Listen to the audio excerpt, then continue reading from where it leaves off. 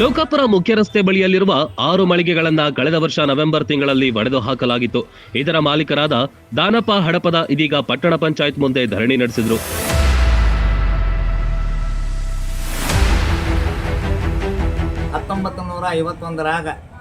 ನಮ್ಮ ತಂದೆಯವರು ತಗೊಂಡು ಮಾಲಿಕೆ ಆಸ್ತಿ ರೀ.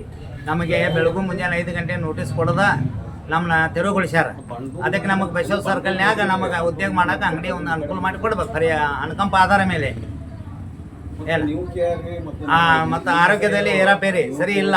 ಆರೋಗ್ಯ ನಮ್ದು ಹೆಣ್ಮಕ್ಳು ಆಪರೇಷನ್ ಆಗಿದೆ, ಬೆಳಗಾವದಲ್ಲಿದ್ದಾರೆ. ನಾನು ಅಲ್ಲಿಂದ ಇಲ್ಲಿ ಹೋರಾಟಕ್ಕೆ ಬಂದೀನಿ.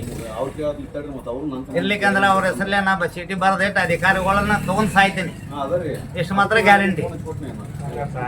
ಯಾವುದೇ ನೋಟಿಸ್ ನೀಡದೆ ಪಟ್ಟಣ ಪಂಚಾಯತ್ ಅಧಿಕಾರಿಗಳು 6 ಕ್ಷೌರಿಕ ಮಳಿಗೆಗಳನ್ನ ಒಡೆದು ಹಾಕಿದ್ದಾರೆ. 1951ರಿಂದ ಆ ಜಾಗ ನಮಗೆ ಸೇರಿದ್ದು ಎಂದು ಪಟ್ಟು ಹಿಡಿದಿದ್ದಾರೆ. ಇವರ ಬೆಂಬಲಕ್ಕೆ ಅಪ್ಪಣ್ಣ ಸಮಾಜದವರು ಕೂಡ ನಿಂತಿದ್ದಾರೆ.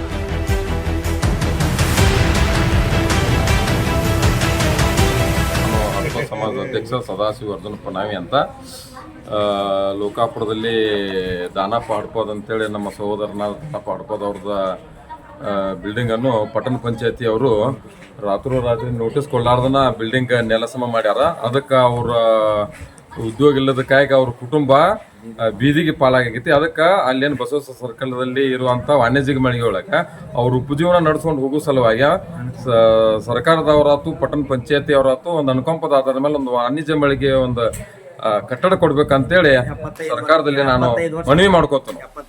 ಬಾಗಲಕೋಟೆ ರಸ್ತೆ ಬಳಿಯಲ್ಲಿ ಇವರ ಜಾಗ ಒಡೆದ ಬಗ್ಗೆ ದಾಖಲೆ ತೋರಿಸಿದ್ರು. ಒಂದು ವೇಳೆ ನಮಗೆ ನ್ಯಾಯ ಸಿಗದಿದ್ರೆ ಅಧಿಕಾರಿಗಳ ವಿರುದ್ಧ ಚೀಟಿ ಬರೆದಿಟ್ಟು ಸಾಯುವೆ ಎಂದು ಸಂತ್ರಸ್ತರು ಎಚ್ಚರಿಕೆ ನೀಡಿದ್ದಾರೆ.